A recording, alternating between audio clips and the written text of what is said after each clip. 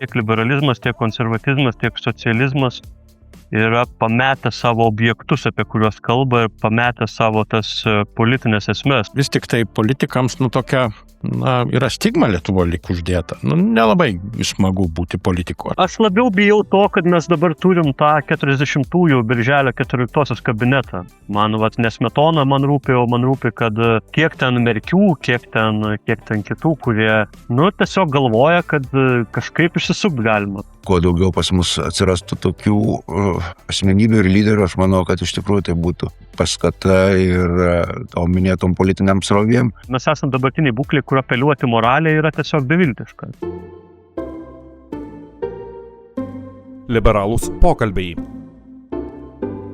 Sveiki gyvi, prisijungę prie liberalių pokalbių. Vakar jau 36 kartą šventėme kovo 11 ir tą progą nutarėme apie tai ir pakalbėti, apie šios dienos reikšmę praeityje, o gal ir ateityje. Pas mus šiandien svečiuojasi filosofas ir apžvalgininkas Paulius Gritėnas. Sveiki, Pauliau. Sveiki. Na ir kaip visada pokalbėje profesorius Raimundas Lopata. Sveiki, Raimundai. Sveiki. Ir aš Jonas Vitkauskas. Tai gal pradėsiu nuo tokio, seniokiško klausimo. Kokią Lietuvą mes sukūrėme? Ar tokią, kokią ir kūrėme 90 metais?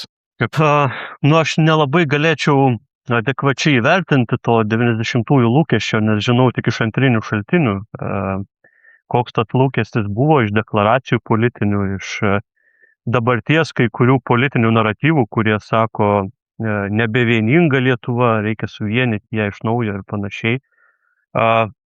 Man atrodo, kad yra du aspektai, kalbant apie tai, kokią Lietuvą mes sukūrėm. Tai pirmas, ta mūsų vidinė valia ir mūsų vidiniai politiniai veiksmai, kaip mes formavom valstybės struktūrą, kaip mes formavom pilietinę visuomenę, kiek mes ją auginom, kiek mes augom patys.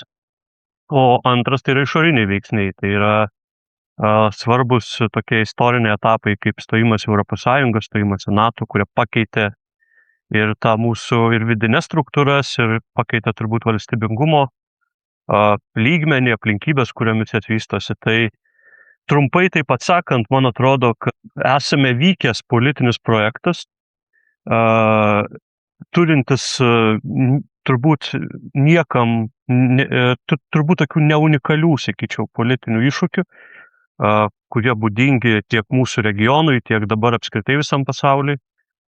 Išorės prasme mes turbūt tikėjomės, bent jau tie, kas žvelgia į 90-ųjų pasaulį kaip į tokį istorijos pabaigos pasaulį, jeigu čia jau tą banalią Fukuyamos tezę ištraukiant, apibendrinti tai, ko buvo tikimasi, kad ta liberali demokratija, kad kapitalizmas bus tos sistemos, kurios geriausiai atlaikys laiko išbandymą, tai panašu, kad šita prasme mūsų optimizmas gal buvo perdėtas.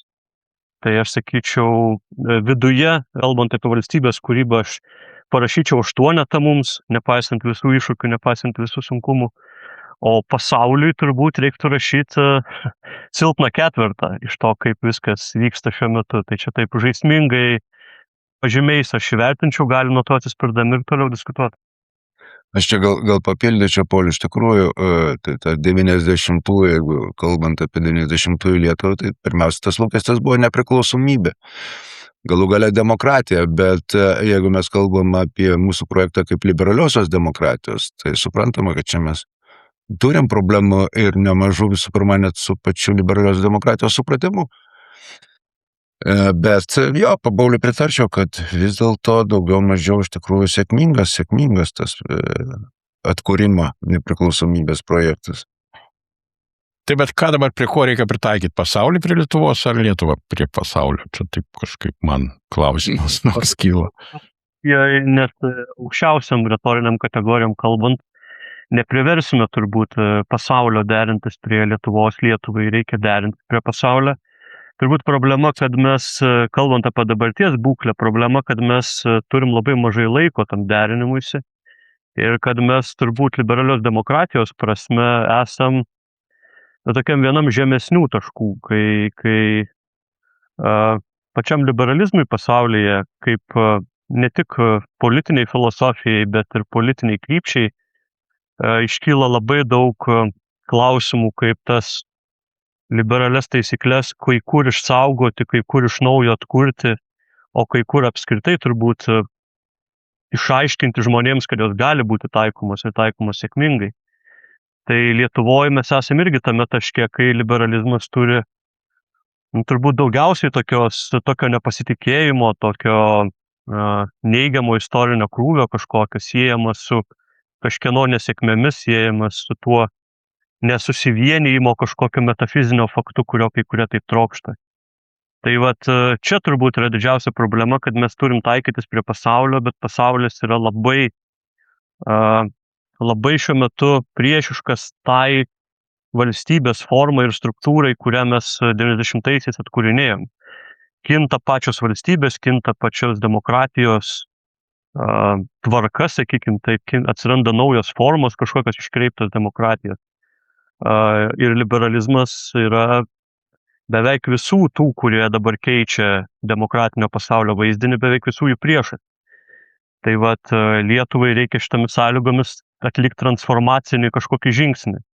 Ir matom, kad sunkiai tai pavyksta padaryti ir mes pradedam matyti svetimas klaidas savo visuomenį ir savo politinio elito lygmenyje.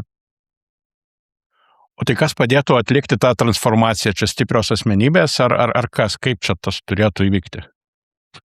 Stiprios asmenybės visada padeda, bet aš sakyčiau, labiausiai dabar reikalingas permąstymas tų senųjų ideologijų.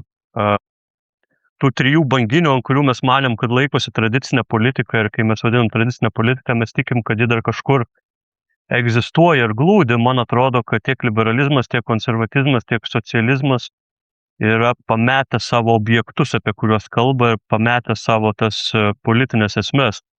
Ir ne dėl savo pačių kaltės, kaip dažnai sakoma, tiesiog pasaulis bėga greičiau už tuos politinius ideologus, kurie turėtų persvarstyti, kaip jis turėtų atrodyti ir kaip mes turėtumėm suvaldyti tos procesus.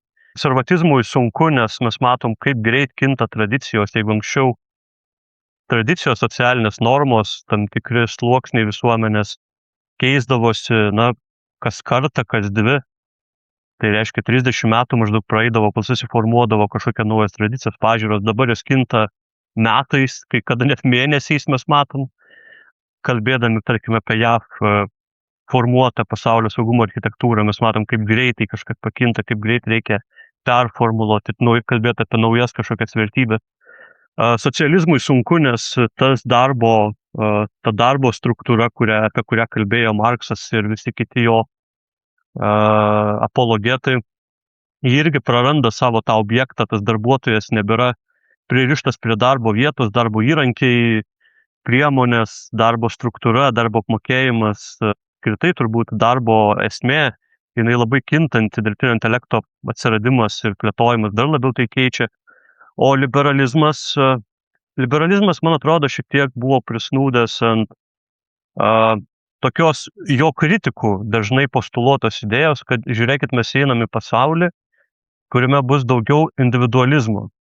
Labai svarbu liberalizmui kaip politiniai filosofijai, kad ta individo laisva valia turės daug erdvės skleistis. Visi technologijų progreso pažadai, politinių reformų, socialinių reformų pažadai buvo su tuo susiję ir mes girdėjom gąsdinimų, kad šliaužianti liberalizmo revoliucija ir kad čia tas pasaulis tik apie individą ir panašiai, o pasirodė, kad atvirkščiai, pasirodė, kad tas pasaulis kaip tik, man atrodo, labai mažai erdvės palieka individui. Dabartinis technologinis progresas ne tik, kad neįgalina individualizmo ir laisvo apsisprendimo, bet atvirkščiai jų užgniaužia ir represuoja.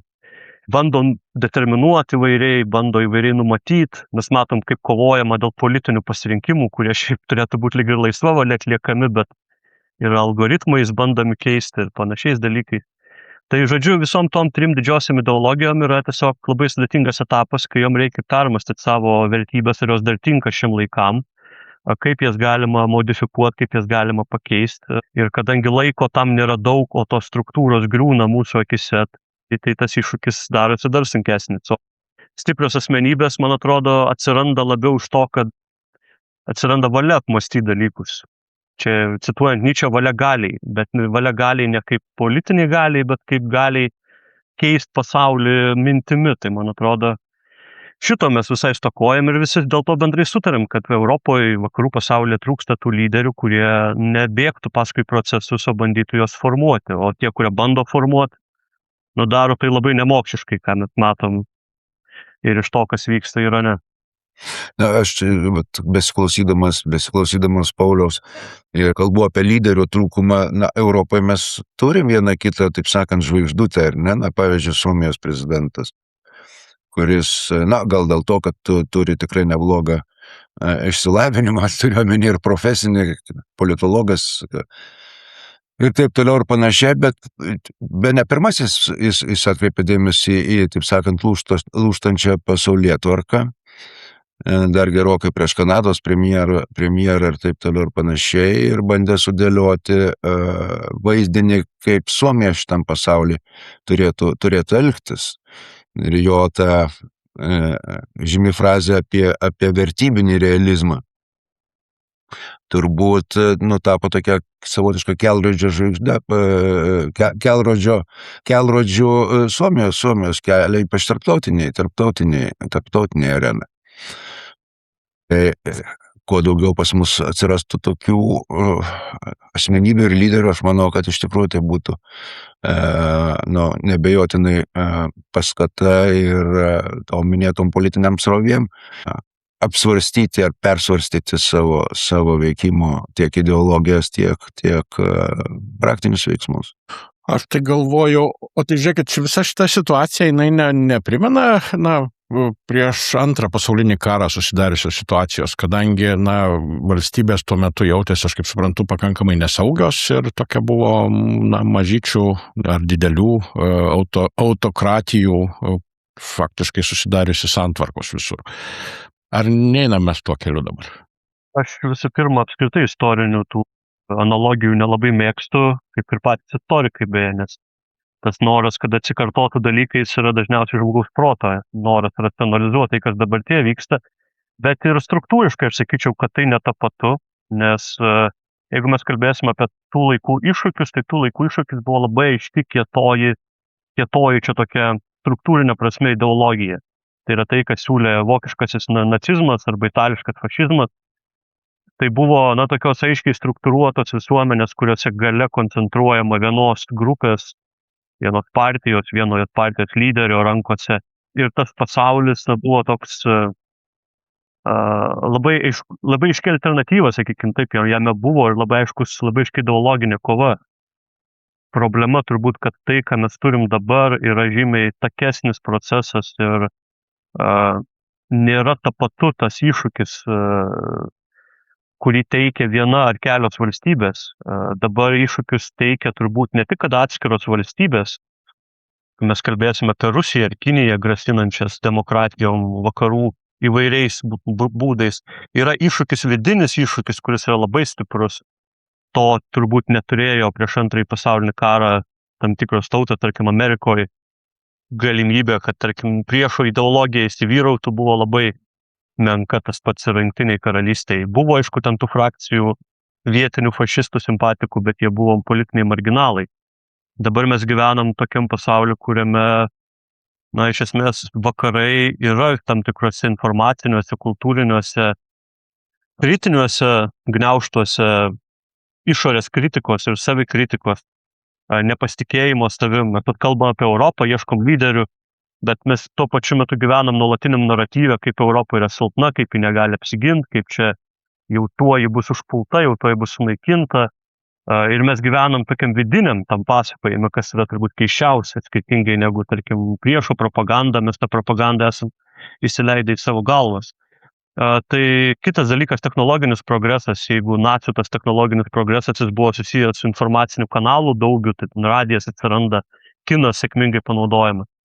Tai dabar mes turim ištisas technologinės struktūras, kurios dirba naudai tų, kurie nori ardyti tą liberalios demokratijos audinį arba demokratijų audinį apskritai Europos struktūrą. Tai, žodžiu, tie iššūkiai yra žymiai gilesni, platesni ir jie turbūt susiję žymiai labiau ne su kažkokia politinių ideologijų kova, o su kova apskritai tokio filosofinių pažiūrų, sakyčiau, tokių liberalių Europos kultūroje užgimusių racionalumo kažkokio politinio pažiūrų ir tarp tokio, galios kulto, galios jėgos kulto, ar jis būtų technologinis ar politinis.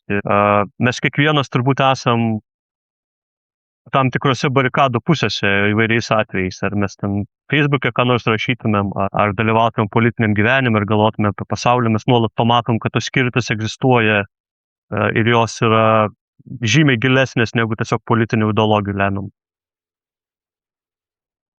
O čia vis tiek dabar daugiau Europos problema, aš taip suprantu, visos. Ir iš viso vakarų pasaulio turbūt viso problema, nes negu kad Lietuvos, kad taip galėtume kažką išskirti.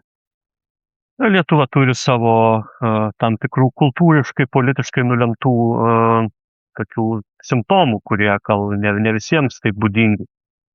Tarkim, Lietuvoje, nežinau, vis dar galima pakilti ant antisemitizmo, ne politinę bangą pakelt, arba ten ant kažkokio įsigalėjusios takoskyros tarp dviejų pasaulėžiūrų, landsbergizmas ir antilandsbergizmas. Tai čia, ne visam pasauliu būdingi turbūt dalykai. Bet iš principo taip, aš sakyčiau, ne Europos tai problema, tai gal ryškiausiai dabar serga Jungtinės Amerikos valstijos, tik tai Europa reflektuoja tai, kas vyksta, nes Europa buvo pastačiusi savo saugumo garantus praktiškai visus ant Jungtinių Amerikos valstijų ir buvo pažadinta ir ji dabar privalo įsivertinti ir savo tą būklę. Tai mes garsiausiai reflektuojam, garsiausiai kalbam. Čia jau Raimundas užsiminė apie Aleksanderį Stubą, kuris bando aptarsi dalykus, matom, kad tiek Emanuelis Makronas turi ambiciją, tiek Friedrichas Mercas turi ambicijas kažkokią permastyti tą vakarų pasaulio egzistavimą dabartinėje galios sistemų, tokių atsikuriančių imperijų būklė. Man atrodo, kad tai, kad mes taip garsiai ir jautriai tai reaguojam, tai parodo, kad mūsų sistemoje yra antikūnių, kad mes kovojam su tuo, kad mes nepasiduodam. Nes, man atrodo, Amerikoje kai kurie labai nedemokratiški dalykai priimami kaip savaime suprantami. Čia galima vardinti vieną po kito. Aukščiausio teismo sprendimų nepaisymas, ar tarkim karo paskelbimas net nesitariant su kongresu, turi reprezentuotai žmonių visuomenės. Tai Amerikoje tai jau tapo tokia, ne norma, bet tokių įvykių, kuris nieko nesukrečia. Man atrodo, Europoje mes vis dar jautriai reaguojam į institucijų veiklą, į demokratinius principus, net jeigu jie nesuveikia, net jeigu mes manom, kad trūksta kažko, nėra tokio veiklumo, kokio mes norėtumėm. Mes vis dar tikim teismais, tikim išrinktais savo politikais, nepasitikim, bet tikim ta prasme, kad mes numanom, kad jie turi veikti pagal tam tikras taisyklės ir jeigu jie neveikia, mum tai kelia kažkokį disonansą kognityvinį. Amerikoje tas vis labiau normalizuojama dėja, tai man atrodo, kad čia yra tas skirtis, kodėl Europa atrodo dabar, tokia, nežinau, labiau krizėje net negu visi aplinkui. Vien todėl, kad mes suvokiam tos krizės mastą ir bandom apmąstyti. O kai tu užsiminėjai, Pauliau, apie politinius, kultūrinius dalykus, kurie veikia dabartinę politinę sistemą, tu sakai netgi savotiškai tradicinius, pavyzdžiui, antisemitizmas, ne? O kokius dar tu išskirtum, kurie, taip sakant, nesiadaptuoja. Tai čia galima sugrįžti prie 90-ųjų tos temos, ta vienybės tema, kuri, man atrodo, nėra taip visom valstybėm būdinga. Tarkim, kažkaip Lenkai, kiek aš susipažinęs su jų politiniu gyvenimu, jie neišgyveno to tokio vienybės krizės, kad mes nebevieningi, kad nebėra solidarnos kažkokios dvasios. Aišku, kai kam tai vis dar kelia nostalgiją, jie vertina, tai jie galbūt stato savo politinį pamatą ant šitų dalykų, bet Lietuvoje labai gaji ta vienijimos idėja, kažkas turi suvienyti žmonės ir man atrodo, kad čia toks irgi politinis mitas, kad sąjūdis buvo kažkaip vieninga Lietuva ir kad ten nebuvo kitaip mąstančių arba, tarkim, kitas pažiūras turinčių žmonių. Kitas dalykas, istoriniai klausimai neįspręsti turbūt įvairūs. Ta prasme, mes galim kalbėti nuo partizanų laikų iki apskritai sovietmečio vertinimas turbūt labai daug politologinių tyrimų, Ainės Ramonaitės, kitų buvo apie tą sovietmečio vertinimo svarbą apsisprendžiant dabar dėl politinių partijų palaikymo ar atskirų asmenybių palaikymo. Tai, man atrodo, iš dalies tai nulemta to, kad visuomenėje nebuvo konsensuso, kaip tą sovietmetį vertinti. Mes taip ir palikom ir įvairius nusikaltimus, ir kolaboravimo atvejus, ir to prisitaikymo atvejus, tokius nereflektuotus.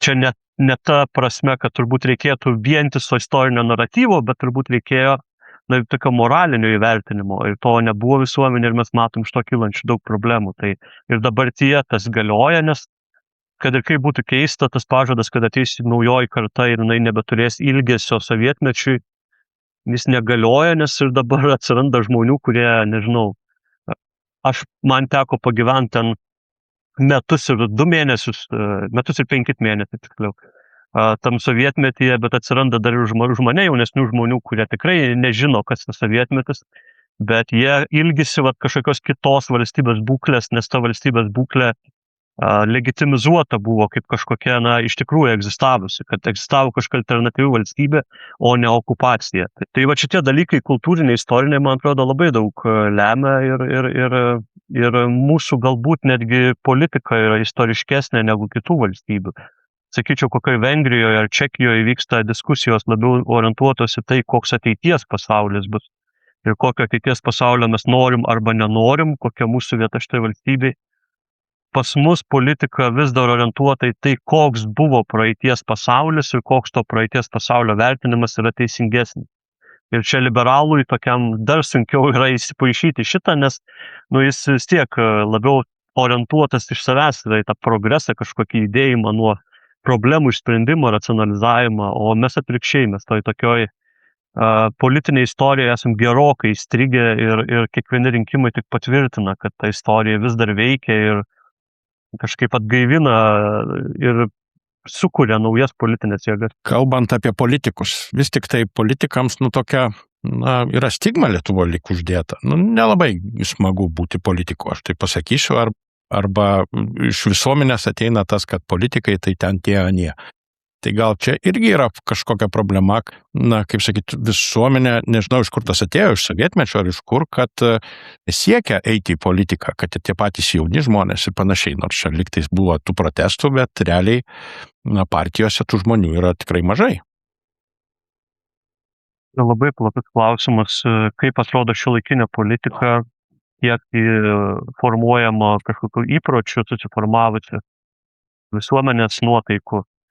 Man atrodo, veikia abu dalykai. Veikia ir tai, kad politika Lietuvoje per tuos 3/4 gerai pradėjusi ant tokio gero visuomeninio pamato, ji po kurio laiko atitrūko nuo to socialumo, tokio neteko socialinio lygmens, neteko kažkokio aktyvesnių ryšių iš pradžių turbūt su rajonais, paskui ir su savo partijų kažkokio dalimis skyriais.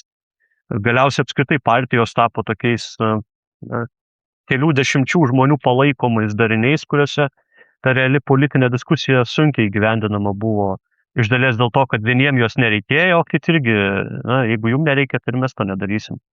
Bet turbūt reikia kalbėti apskritai, kad pasaulyje tas politikos vaidmuo su biurokratizacija, tokiu politikos profesionalėjimu, su ypač europinė politikos kultūra, kuri diktuoja tam tikrą, procesus kaip pavyzdžius, kaip turėtų būti tam tikri dalykai daromi, kaip turėtų vykti tas teisėkūros procesas, kaip turėtų vykti tam tikros diskusijos, diskursai kuriami. Visa tai labai susiaurėjo į tam tikras specializacijas, į tam tikrus konkrečius politinius klausimus, uždavinius, į ekonominius, socialinius tokius sprendinius, kaip vieną ar kitą dalyką išspręsti. Ir dingo tas politikos pamatas, tai yra, kad skirtingai mąstantys žmonės susiduria ir bando aiškintis principus tam tikrus savo pamatinius ir kaip tie principai galėtų būti paversti politika. Tai va, kai šitai pranyko ir kai pranyko tos realios politinės tokios diskusijos, kurios neapsiribotų tik tai teisėkūros darbe vykstančiom tokiom principinėm, maždaug tą palikti, išbraukti, tą įrašyti. Tai ir žmonėm ta politika pasidarė nelabai įdomi, nes, iš principo, žmonės tuo, kuo gyvena, tai, kas jiems kelia įtampą, tai, kas jiems rūpi, politika tai sprendžia tik tai techniniais kažkokiais metodais arba tik tai kalbėdama gink dieve be kažkokio vertybinio susidūrimo, be kažkokio vertybinio pagrindo. Labai reta diskusija turi tokį. Tai čia labai sudėtingas klausimas, nes sakau, viena vertus mes sukūrėm tokį milžinišką politinį aparatą, mes sukūrėm profesionalią politiką. Problema, kad profesionalioje politikoje skirtingai negu profesionaliam sporte, žiūrovas negali būti žiūrovas. Žiūrovas sprendžia į rezultatą kartais, jis tai sprendžia kartais, kas turi žaisti, kas turi atstovauti ir panašiai. O mes kartais turbūt jaučiamės kaip tie žmonės arenoje, kurie stebi profesionalų krepšinio rungtynės, kur viskas vyksta, atrodo viskas suderinta, viskas vyksta pagal tam tikras taisyklės, bet mūsų tai niekaip neįtraukia. Tiek, kiek mes norim įsitraukti, tiek, kiek mums rūpi asocijuoti su tam tikrais politikais, tiek mes ir dalyvaujam politikoje.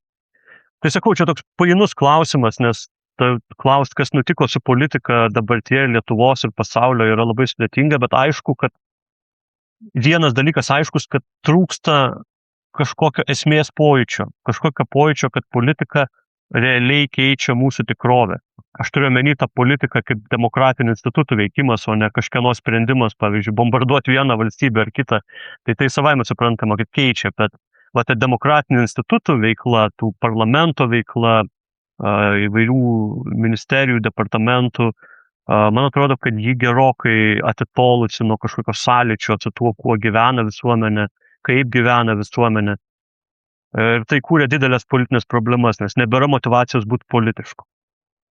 Bet jeigu žmonės jaučias kaip stebėtojai, tai jie tiesiog ir nedalyvauja, aš taip suprantu, natūraliai nekelia tų klausimų galiausiai. Tai ir nedalyvauja rinkimuose. Bet mums ir nėra ko stebėtis, kad, kaip sakyt, ta galia susikoncentravo kažkur į vieną vietą, nes, nėra alternatyvos turbūt, ar ne? Iš dalies, tai čia ir protestas yra, ta prasme, kai žmonės mato, kad kažkas neveikia, nevyksta, jam natūralus jausmas kyla, kad tada reikia ieškoti kažko, kas tą pokytį įgalint. Ta pokytį įgalint dažniausiai lengvai pažada tie, kurie nejaučia atsakomybės už savo veiksmus arba kurie nori sukurti tą tokią konkrečią galios vertikalę, kurioje labai lengva tam tikrą sprendimą įgalint, bet kita vertus žmonės kažkaip nepajaučia rizikos, kas nutinka, kai tu toj galios vertikaliai esi apačioj arba kažkur pašoniai, nes vis tiek demokratija vienaip ar kitaip duoda pažadą, įvairiose sprendimuose tu būsi girdimas, ar turėsi savo atstovą, ar, nežinau, galėsi protestuoti bent jau blogiausiu atveju.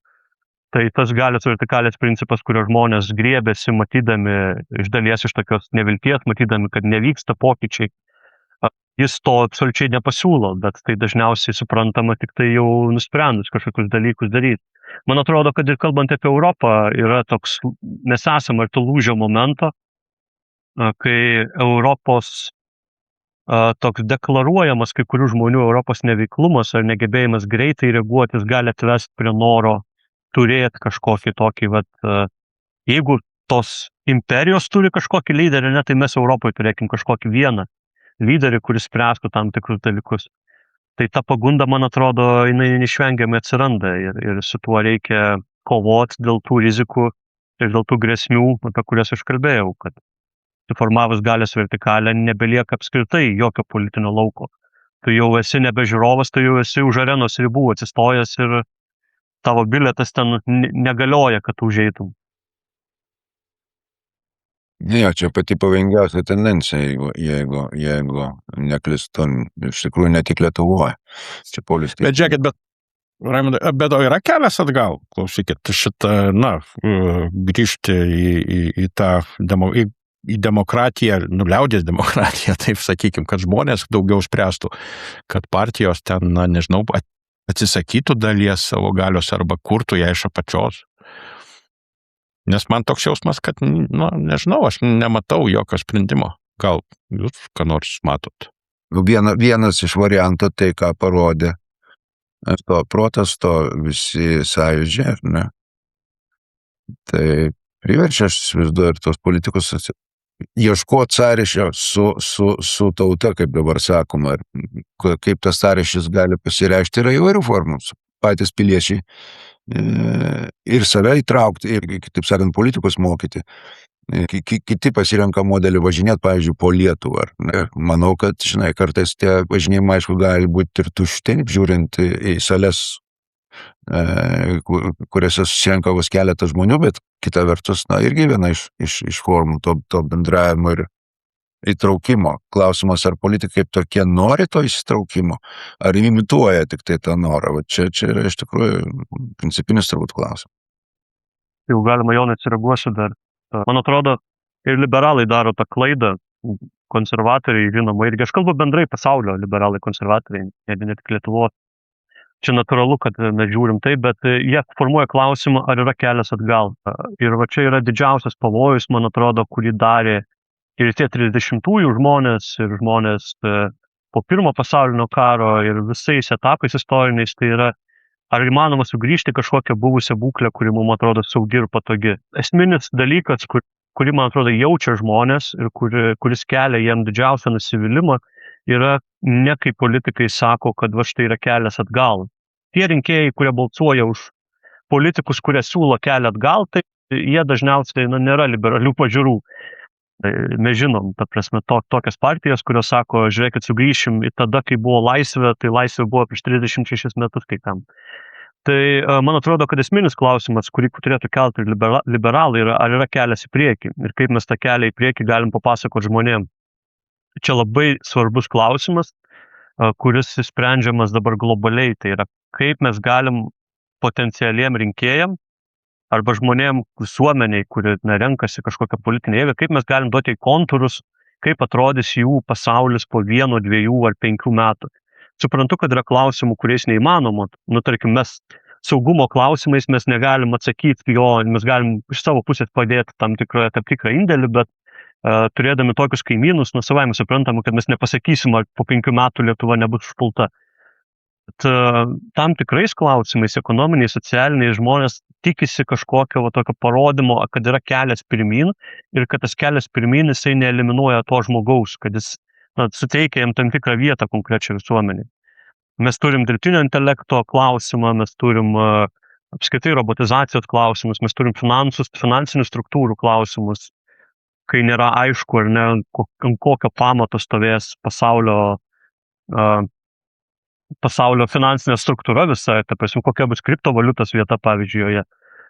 Mes turim socialinių, politinių klausimų, tai yra, kaip atrodys, tarkim, demografinė situacija, kaip atrodys, koks bus šeimos modelis, kokį šeimos modelį valstybė pripažins, kokio nepripažins ir panašiai. Tai va, kad atsirastų politikų, kurie formuotų klausimą, ne ar yra šitoj kriziniai situacijai kelias atgal, o ar yra kelias į priekį, kuriame mes galim duoti tam tikrus kontūrus ir kažką pažadėti žmonėm, kad jų gyvenimas jaustųsi mažiau nerimastingas, mažiau pavojingas, mažiau trapus. Tai man atrodo, va čia yra toks pražiūrimas klausimas, nes jis yra sudėtingas, jis reikalauja dabartinėme, ypač greitame pasaulyje kažką projektuot, kažką prognozuot, bet man atrodo, kad politika yra paremta tuo, kad mes ne veltui renkam žmonės kažkam ciklui, ar ne, 4-5 metų. Tai tam, kad mes numatytumėm tam tikrus dalykus, tam, kad mes prognozuotumėm savo gyvenimą, tam, kad iš naujo kiekvieną kartą įvyktų visuomenės susitarimas kažkokiam žmogui, politiniam lyderiui ar partijai įsipareigojant vesti valstybę viena ar kita kryptim. Dabar labiau aš matau ir per paskutinius rinkimus buvo įsipareigojama kažkur sugrąžinti į kažkokią buvusią būklę prie kažkokios senos sutarties ar panaikintas sutartis, kurios buvo sudarytos, jau apsimest, kad nebuvo kažkieno valdymo, apsimest, kad kažkokie dalykai neegzistuoja, kažką pašalinti iš darbo konkrečiai, kažką užvaldyti, kažkokią instituciją paimti, kažkokius postus, bet tai nėra visuomenės susitarimas, tai nėra politika. Ta prasme, čia yra tiesiog sisteminė asmeninė pertvarka, kadrų pertvarka. Tai kadrų pertvarka nepadėjo nei komunizmui išlikti, nepadėjo ir kitoms sistemoms išlikti, tai aš bijau, kad atsakyti dabarties iššūkius irgi neužtenka kadrų pertvarkos, reikia naujo susitarimo ir kažkokio pažado visuomeniai, kad žiūrėkit, per 5 metus mes kažką sukursim, kad jūs jaustumėtės labiau užtikrinti šitoje aplinkoje, kur labai mažai užtikrintumų. Bet 12% pasitikėjimas vyriausybė turbūt signalizuoja, kad tas pažadas nebūtų net rimtai priimtas, turbūt, ne? Tai galim žiūrėti darbus vyriausybės dabar pradėliota prasme, ką vyriausybė taip konstruoja akivaizdžiai, kas būtų orientuota į ateitį, tai aš tai, ką kalbėjau, tarkim, vyriausybė sugalvoja, kad reikia išardyti, sakykim taip, tą pensijų kaupimo sistemą sukurtą.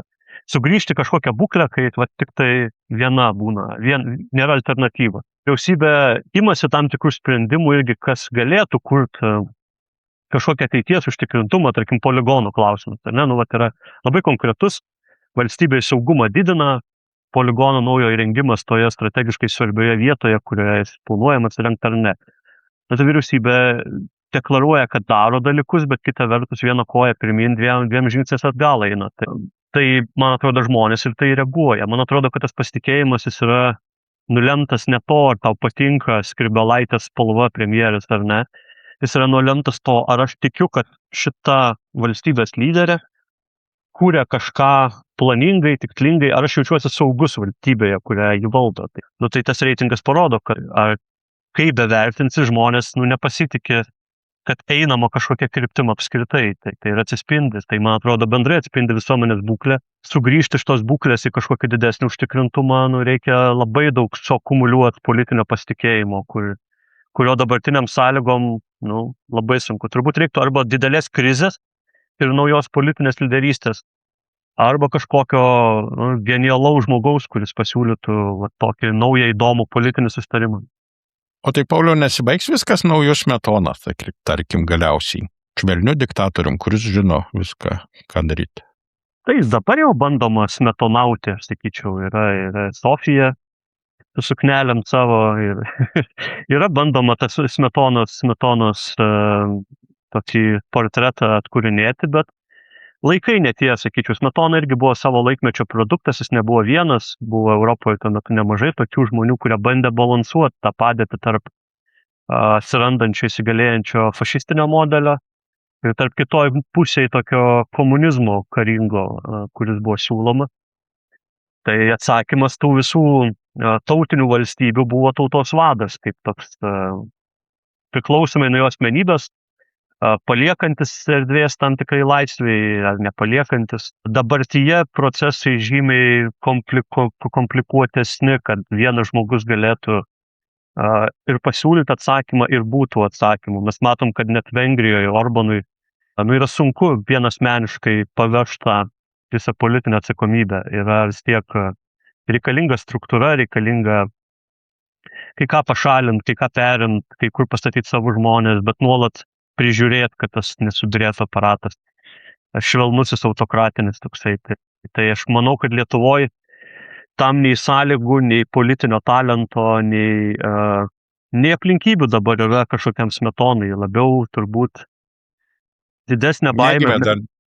Negimė dar diktatorius, aš taip suprantu. Aš labiau bijau to, kad mes dabar turim tą 40-ųjų birželio 14 kabinetą. Man, ne Smetona man rūpi, o man rūpi, kad kiek ten Merkių, kiek ten kitų, kurie, tiesiog galvoja, kad kažkaip išsisukt galima, kad istoriškai kažkaip įmanoma praeiti tarp dviejų ugnių ir nenudegt ar nesudegt. Tai to birželio 14 kabineto būklės aš labiau bijau, nes aš matau, kad jis yra praktiškai suformuotas.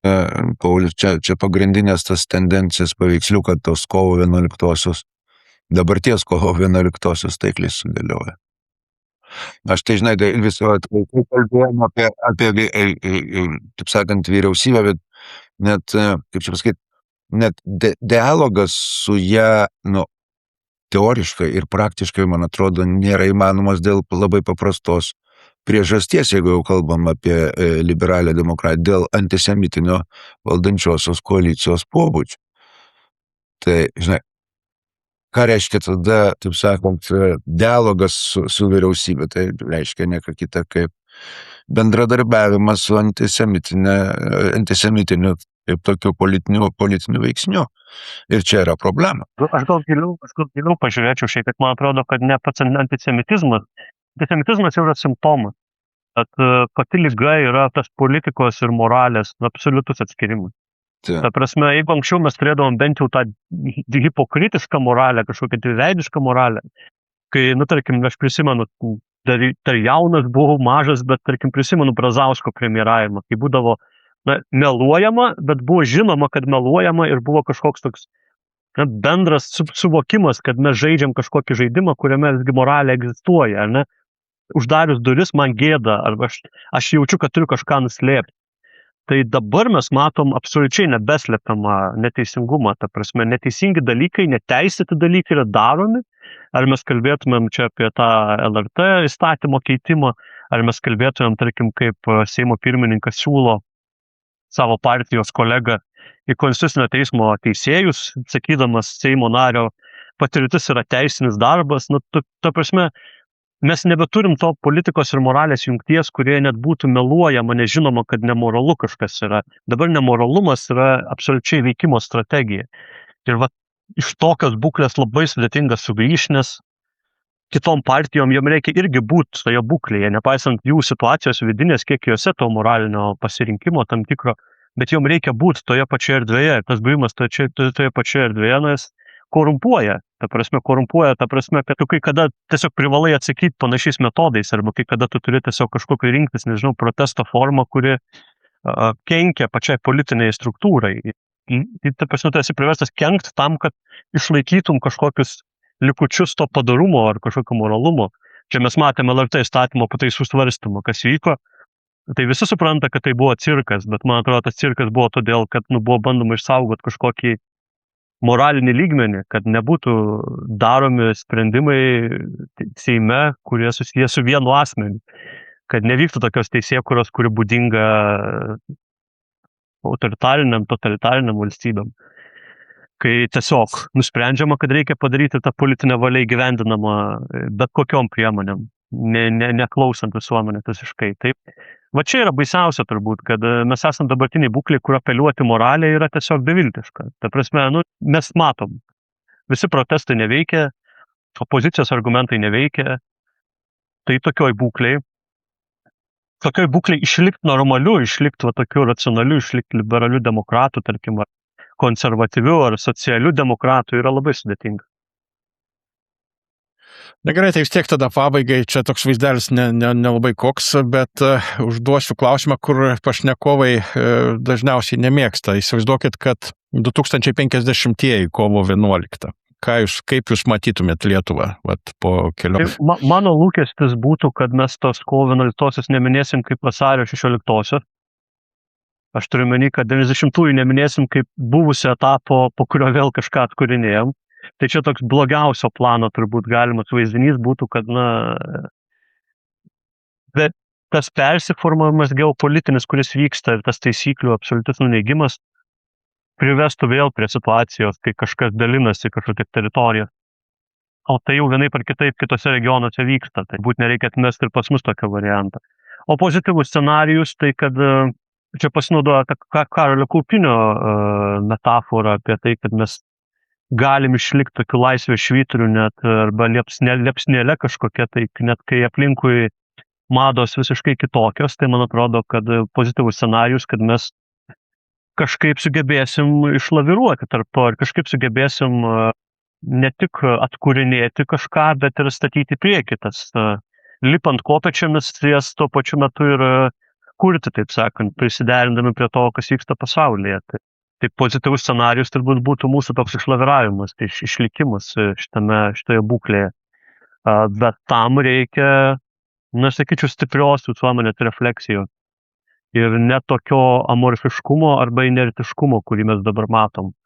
Kas galėtų tai refleksijai paskatinti? Nemanau, kad šiuo metu politinės jėgos, aš manau, kad kažkoks ryškesnis krizės suvokimas, kai ištiks pavojus, tada realus pavojus, o ne hipotetinis, tada, man atrodo, turi mobilizuoti visuomenę tiek fiziškai, tiek socialiai, tiek tokia protinė prasme pergalvot savo būklę.